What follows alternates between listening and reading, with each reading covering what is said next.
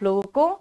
और ये पोर्शन आज मैं जो कराने जा रही हूं बेटा, ये आप थोड़ा सा एडवांस लेवल का समझना, ठीक है ना, थोड़ा सा बेहतर पोजीशन है, क्योंकि आज जो मैं आपको करवाने जा रही हूं वो है पार्टिसिपल, ठीक है, उसको कहते हैं पार्टिसिपल।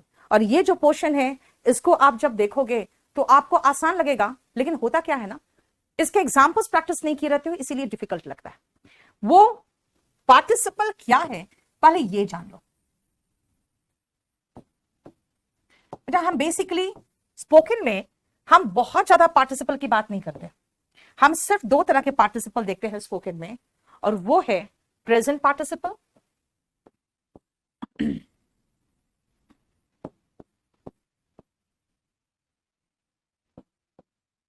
और दूसरा है पास्ट पार्टिसिपल। बस हम लोग प्रेजेंट पार्टिसिपल और पास्ट पार्टिसिपल देखेंगे।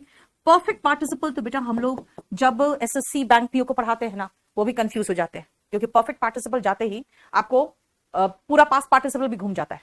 इसलिए स्पोकन में उतना सीखो जितना जरूरी, ठीक है। और ये जनरली मैं स्पोकन में नहीं कराती, लेकिन मुझे लगा कि चलो एक बैच तो करा के देखते हैं, अगर अच्छा लगे तो फिर बाकी बैचेस में भी देखेंगे स्पोकन में कराने का। अदरवाइज ये मैं किसी भी बैच में नहीं करवाती, इसलिए सब मटेरियल भी तैयार नहीं है स्पोकन के लिए। लेकिन इसीलिए मैं आज थोड़ा सा धीरे चलूंगी और आपको बेहतर महसूस होगा कि हाँ अरे ये तो बहुत डिफरेंट टाइप के सेंटेंसेस है, जो दिखता तो है लेकिन बनता नहीं है। और इसलिए नहीं बनता क्योंकि आपको पार्टिसिपल नहीं पता। बेटा पार्टिसिपल में हम प्रेजेंट पार्टिसिपल और पास्ट पार्टिसिपल की बात करेंगे। सबसे पहले सुनो पार्टिसिपल है क्या। बेटा पार्टिसिपल का पहले हम स्ट्रक्चर देख लेना तो आपको पता चलेगा कि प्रेजेंट पार्टिसिपल V1 ING है, यानी कि अगेन वर्ब का फॉर्म है ना, और पास्ट पार्टिसिपल V3 है, यानी अगेन वर्ब का फॉर्म। लेकिन प्रेजेंट पार्टिसिपल और पास्ट पार्टिसिपल वर्ब का तो फॉर्म है, लेकिन ये वर्ब नहीं है, वर्ब का काम नहीं कर रहा है, ये काम कर रहा है एडजेक्टिव का। ये पार्टिसिपल क्या कहा मैंने, फॉर्म ऑफ वर्ब है, दिख तो रहा है फॉर्म ऑफ वर्ब है, लेकिन used as an adjective, adjective के रूप में इस्तेमाल होता है, ठीक है। अब सुनना ध्यान से, अगर हम प्रेजेंट पार्टिसिपल की बात करें तो बेटा अगर मैं कोई काम, कोई क्रिया को एडजेक्टिव के रूप में ले रही हूं और आपको वो या तो प्रेजेंट में दिखता है होते हुए या होते हुए, समझ रहे हो, यानी कॉन्टिन्यूअस फॉर्म में या रूटीन में, प्रेजेंट के रूटीन में या कॉन्टिन्यूअस फॉर्म में वो आपको दिखता है, यानी कि या तो जारी अवस्था में या रूटीन अवस्था में प्रेजेंट में दिखता है, तो हम प्रेजेंट पार्टिसिपल यूज करते हैं। और जो खत्म हो चुका, फिनिश्ड, खत्म हो चुका, उसका एक परफेक्ट रूप बन गया है, या तो फिर वो खत्म होके चला गया, फिनिश्ड हो चुका है, बन चुका है, तब पास्ट पार्टिसिपल। मैंने आपको कहा कि प्रेजेंट पार्टिसिपल क्या है, प्रेजेंट पार्टिसिपल का मतलब है जो प्रेजेंट में है, चाहे वो जारी अवस्था में है या रूटीन अवस्था में है। प्रेजेंट पार्टिसिपल क्या है, कोई ऐसा एक्शन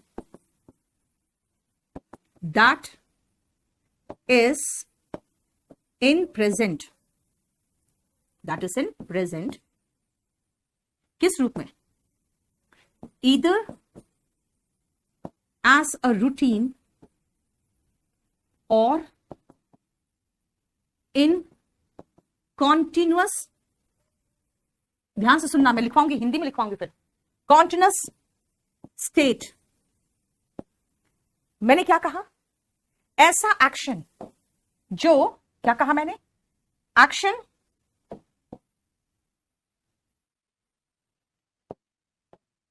एक्शन यानी कि कार्य, एक्शन का मतलब यहां हुआ कार्य, जो वर्तमान में है, वर्तमान में है, या तो रूटीन में या फिर जारी अवस्था में,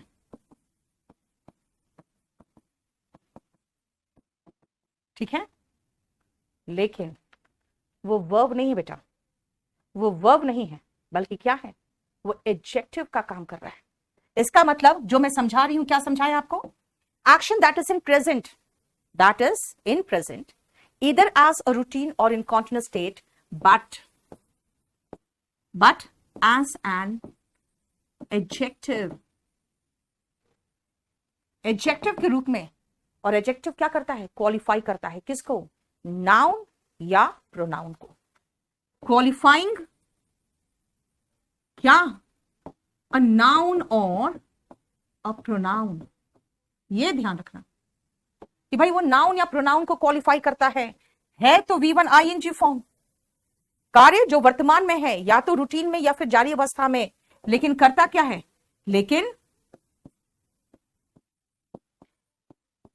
लेकिन एडजेक्टिव के रूप में किसी नाउन या प्रोनाउन को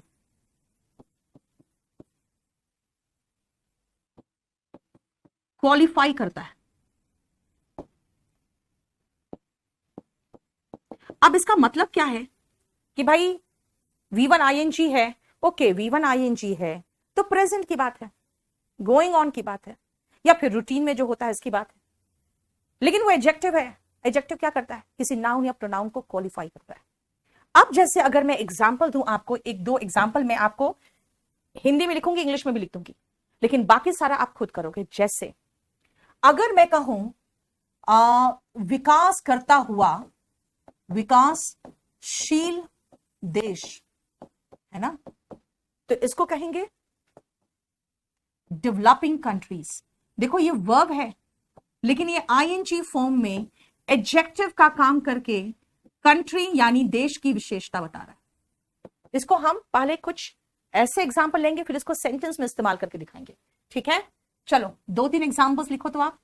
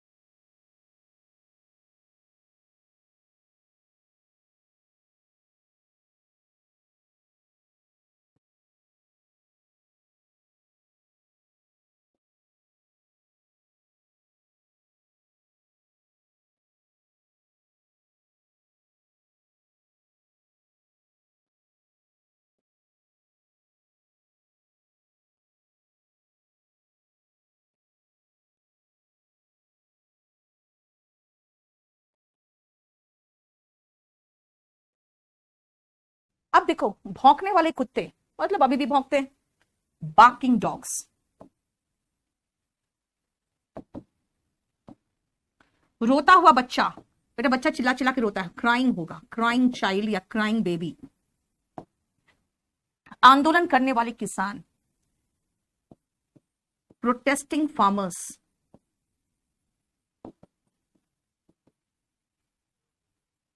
कपड़े धोने वाली मशीन, जो वर्तमान में जो चीजें हैं, है ना। चलो और दो।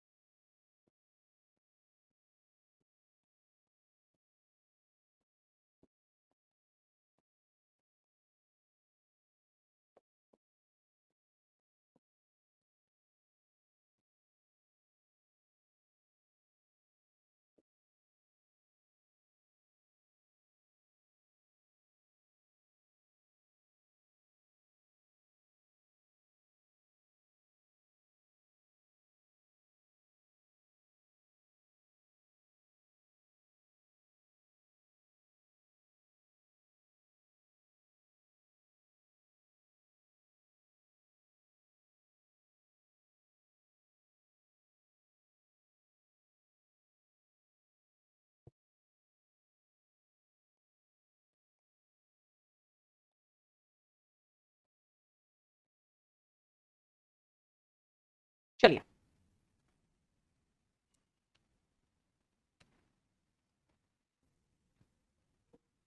सिलाई करने वाली मशीन, बेटा लिखते हैं स्यू लेकिन बोलते हैं सोइंग, सोइंग मशीन। बर्तन जिसमें कुछ तलते हैं, फ्राइंग पैन। पैड जिस पर लिखते हैं, राइटिंग पैड। लिखने की दक्षता, राइटिंग स्किल।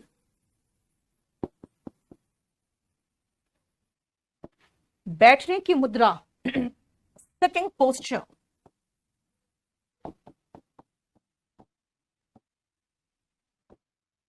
आसान। नाउन की विशेषता बताने के लिए एडजेक्टिव के रूप में वर्ब का आईएनजी फॉर्म यूज कर रहे हो। चलो इनको सेंटेंस में भी यूज करने का तरीका सीखो कि अगर हम एडजेक्टिव के रूप में किसी की विशेषता बताना चाहे वो कैसे बनेगा। आ जाओ कुछ सेंटेंसेस में आप।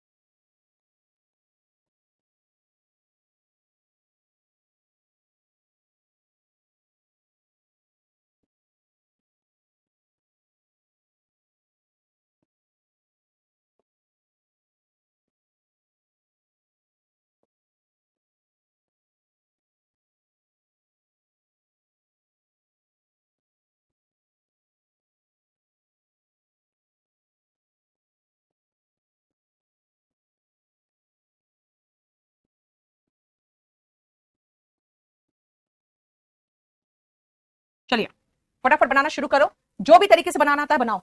मैं अभी आपको इसमें कैसे इस्तेमाल करेंगे हम पार्टिसिपल का, उसके अकॉर्डिंग बनाकर सिखाऊंगी आपको।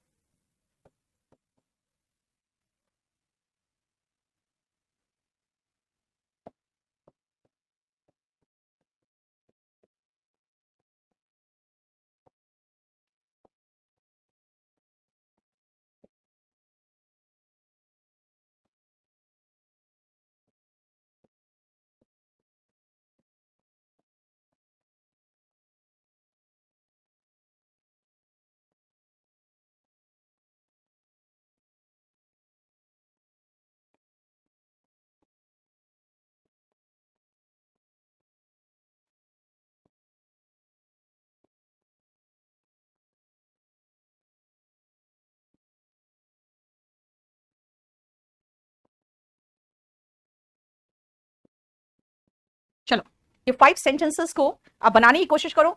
मैं दोनों तरीके से बताऊंगी आपको, नॉर्मल तरीके से भी और पार्टिसिपल लगा के कैसे बनाया जा सकता है।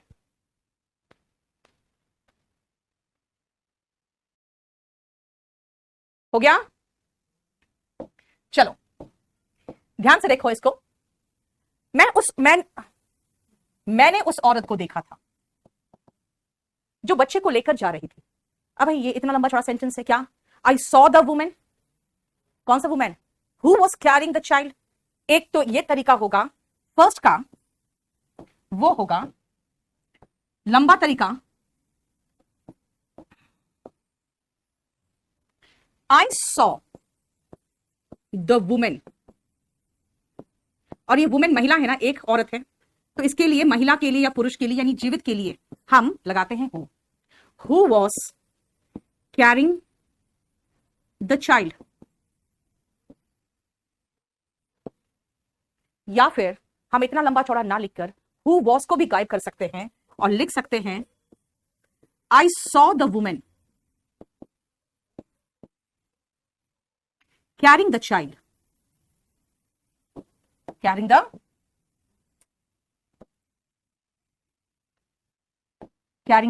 चाइल्ड, यानी आप चाहो तो दोनों लिख सकते हो, दोनों चलेगा। नेक्स्ट आओ, मैंने आवाज सुनकर शोर मचा दिया, मैं ऐसे लिख सकती हूं, आई, शोर मचाना होता है रेज्ड एन अलार्म, आवाज सुनकर। अच्छा, दैट लगाना चाहते हो बेटा, इंसान के लिए हु लगा दो ना। I raised an alarm on hearing, क्या आवाज सुनकर या शोर सुनकर, जो भी कर सकते हो, है ना। ऑन हियरिंग द साउंड या ऑन हियरिंग द नॉइज, आप ऐसे लिख दो, है ना। ऑन हियरिंग द नॉइज और ऑन हियरिंग द साउंड, जैसे रात में मानो एक छोटी सी आवाज हुई, है ना, उसको सुन के ही आपने शोर मचा दिया। क्लियर? चल, दूसरा तरीका है, दूसरा तरीका, हियरिंग द साउंड। देखो यहां पे पार्टिसिपल की बात हो रही है, आई रेज्ड एन अलार्म। क्लियर? समझ में आया? ऑन हियरिंग, सुनने पर बेटा, सुनने पर, आवाज सुनने पर मैंने शोर मचाया। तीसरा, बीमार होना, होना का इंग्लिश क्या होता है? बी, बी का आईएनजी फॉर्म। क्यों? मैं उसी समय बीमार थी जिस समय नहीं आई, उसी समय शोर मचाया जिस समय आवाज सुनाई पड़ा, उसी समय मैंने उसे देखा जिस समय वो बच्चे को लेकर जा रही थी। इन सब में कॉन्टिन्यूस का एहसास नहीं हो रहा, उसी समय देखा, है ना।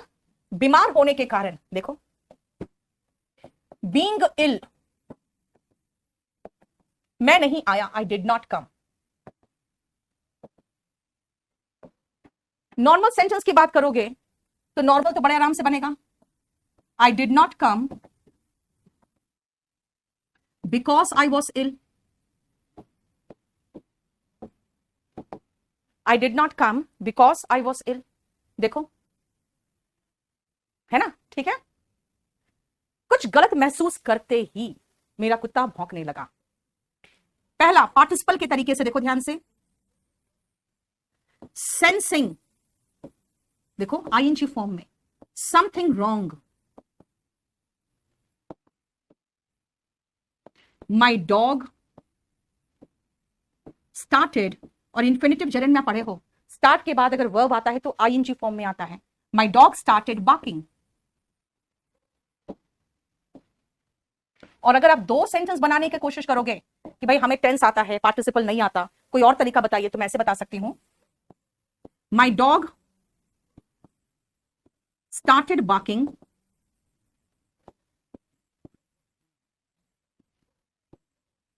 ऑन सेंसिंग, क्योंकि आपको पता है प्रेपोजिशन के बाद भी वर्ब आईएनजी फॉर्म में आता है जेरेंट के रूप में, ऑन सेंसिंग समथिंग रॉन्ग। या ऐसे भी कह सकते थे, when it sensed something wrong. एक नॉर्मल तरीका बता रही हूं और एक अभी पार्टिसिपल का तरीका बता रही हूं। मुझे अकेला पाकर वो मुझे तंग करने लगे, finding me alone.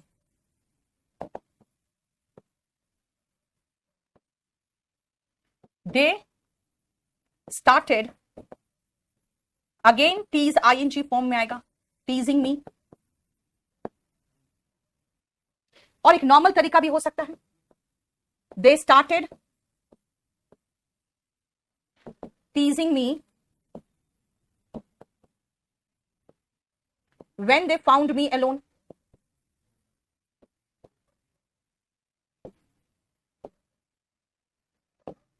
when they found me alone। चलो कुछ और सेंटेंसेस लो,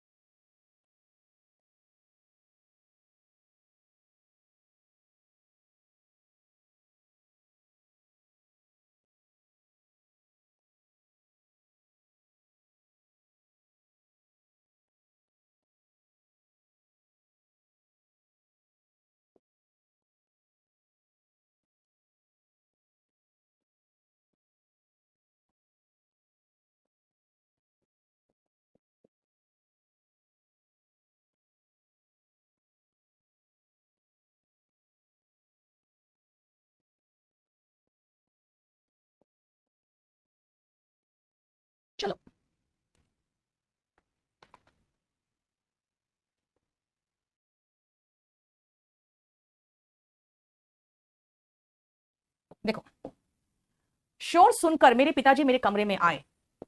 पार्टिसिपल वाला तरीका, हियरिंग द नॉइज, या ऑन हियरिंग द नॉइज भी कह सकते थे, उठा के ऑन हियरिंग द नॉइज को पीछे भी लगा सकते थे। My father came to my room,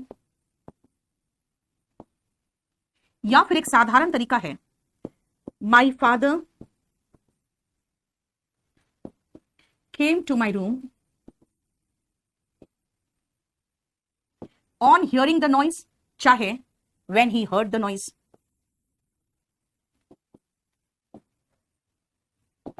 on hearing the noise या when he heard the noise।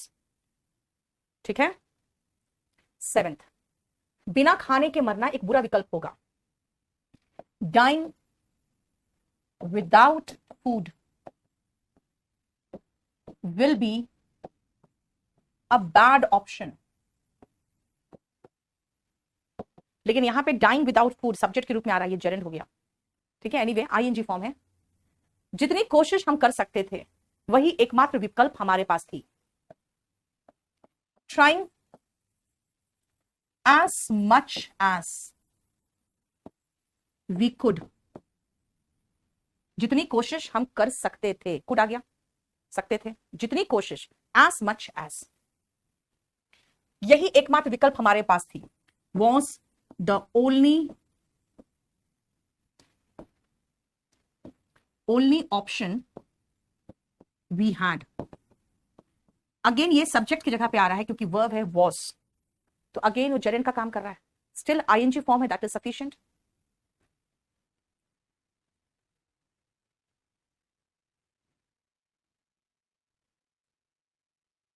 वही के लिए कुछ नहीं आएगा भाई, वही के लिए बस यहीं पर है। भारतीय होने के कारण मुझे नस्ल भेद झेलना पड़ा। आई हैड टू बाद में लगाएंगे, बीइंग एन इंडियन, है ना, इंडियन होने के कारण, being an Indian I had to tolerate, झेलना पड़ता है, ओके सॉरी, पड़ता है, पड़ता है का मतलब हो गया present tense. I have to tolerate racism। Being an Indian, I have to tolerate racism। बारिश का दिन होने के कारण सिर्फ कुछ छात्र आए। रिमेंबर, बारिश का दिन अलग सेंटेंस का सब्जेक्ट हो रहा है, अलग सब्जेक्ट है ना, तो लिखना पड़ेगा it being a rainy day, क्योंकि रेनी डे अलग है और कुछ छात्र अलग है। Some students, only some students, चाहे only a few students came। देखो यहां पे सुनने वाला कौन था, मैं ही थी, मेरे फादर थे, तो मेरे फादर आए और सुने भी मेरे फादर, इससे बीच में एक बार लगा के माई फादर से काम चल गया। लेकिन इंडियन कौन था, इंडियन मैं थी, और नस्लवाद कौन झेला, मैं झेली, दोनों के लिए आई आ गया। लेकिन यहां पे रेनी डे के लिए अलग से सब्जेक्ट लगाना पड़ेगा इट, क्योंकि कुछ छात्र, सेकंड का सब्जेक्ट और फर्स्ट का सब्जेक्ट दोनों अलग है। ठीक है, विदाउट की जगह, ओके सॉरी, विदाउट फूड।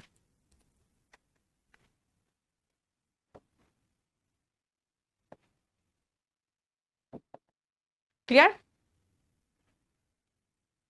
चलो 2-3 सेंटेंसेस और लो।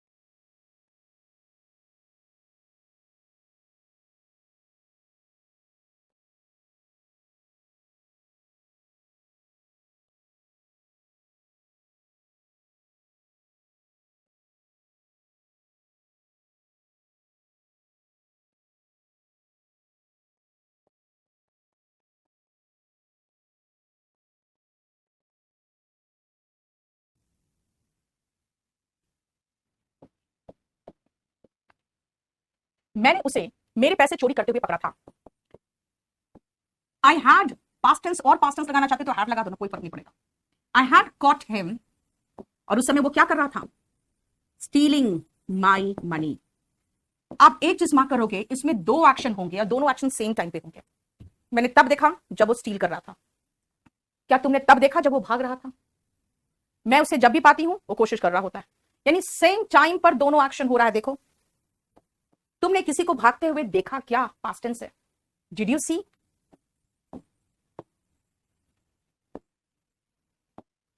एनीवन, और एनीवन कैसे? भागते हुए, रनिंग या रनिंग अवे या फ्लीइंग भी लगा सकते थे। मतलब बच के भागता होता है तो फ्ली करते। Did you see anyone running away? ठीक है, मैं उसे काफी कोशिश करते हुए पाती हूं।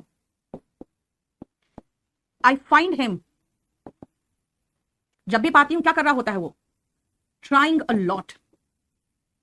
आई find him trying a lot. देखो, हमने सबको वहां नाचते हुए पाया। We found everyone. और बेटा एवरीवन को वहां नहीं पाया, बल्कि वहां पे सब लोग नाच रहे थे वो पाया। We found everyone dancing there. We found everyone dancing there, ये पाया। क्या तुमने रीना को चीखते हुए सुना था?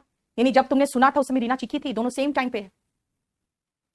Did you here Reena shouting, या क्राइम भी हो सकता था, है ना? जब कोई दर्द से चीखता है तो क्राइम हो गया, चिल्ला के चीखता है तो शाउटिंग हो गया, है ना?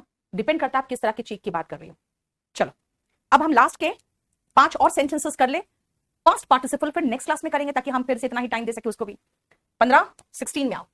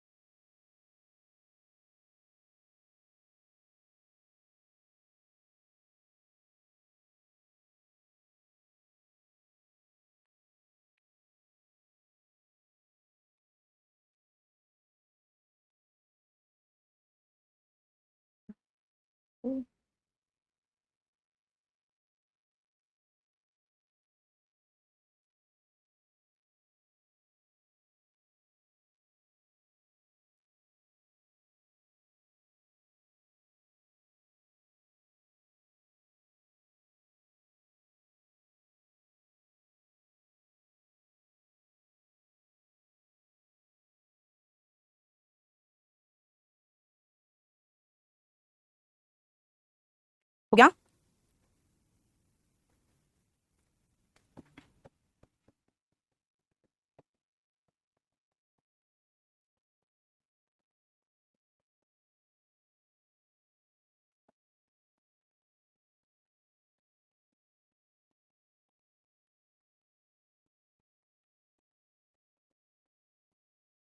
चलो।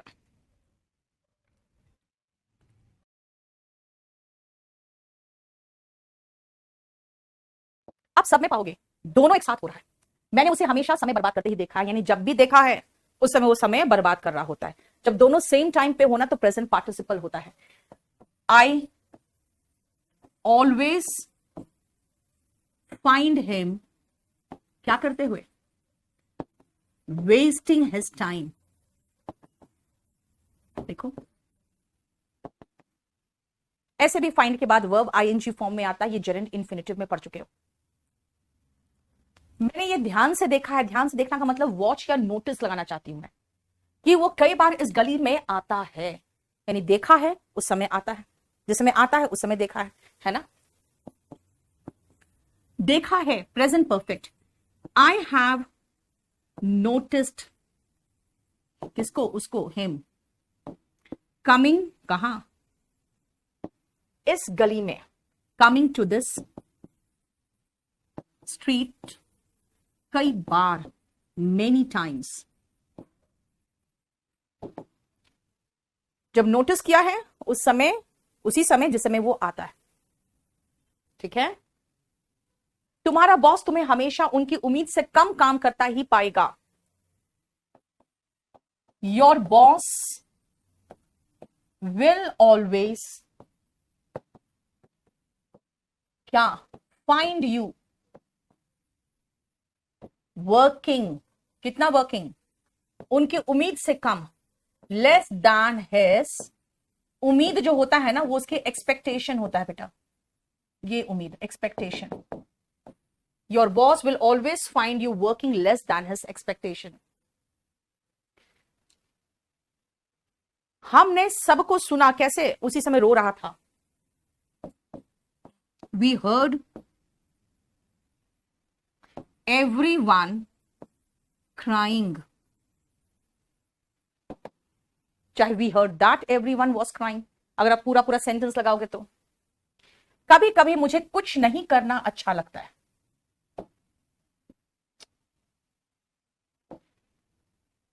Sometimes I like doing nothing. Sometimes I like doing nothing. या ऐसे भी कह सकते हो sometimes I like to do nothing. ठीक है, देखो हो गया। आज हम लोग, मैं इसको सेव कर दे रही हूं और ये आपको मिल जाएगा टाइप करके।